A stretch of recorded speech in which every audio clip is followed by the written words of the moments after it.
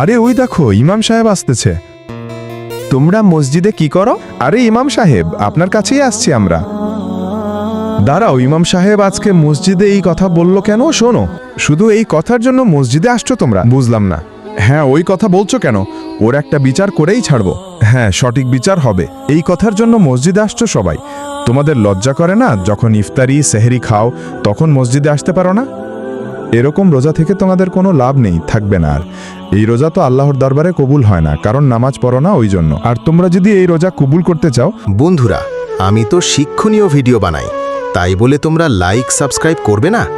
এটা যদি ফালতু ভিডিও হতো তাহলে অবশ্যই লাইক সাবস্ক্রাইব করতে।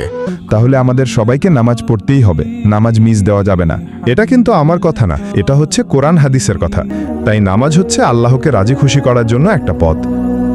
তাই আমরা যদি 5 ওয়াক্ত নামাজ পড়ে রোজা করি, তাহলে আল্লাহ কবুল করতে না করবেন না আমাদের সবাইকে? এত সহজভাবে বলছে, তাও যদি তোমরা না মানো, তাহলে কি হিসাব দিবে পরকালে বলো মুসলমান জাতি? আমরা সব জায়গায় এগিয়ে থাকি এবং থাকবো ইনশাল্লাহ। ইনশাল্লাহ আমরা এখন থেকে নামাজ পড়ব। হ্যাঁ, আমরা এখন থেকে 5 ওয়াক্ত নামাজ পড়ব। সবার ধর্ম সবাই পালন করেন, কারণ পরকালে হিসাব দিতে হবে।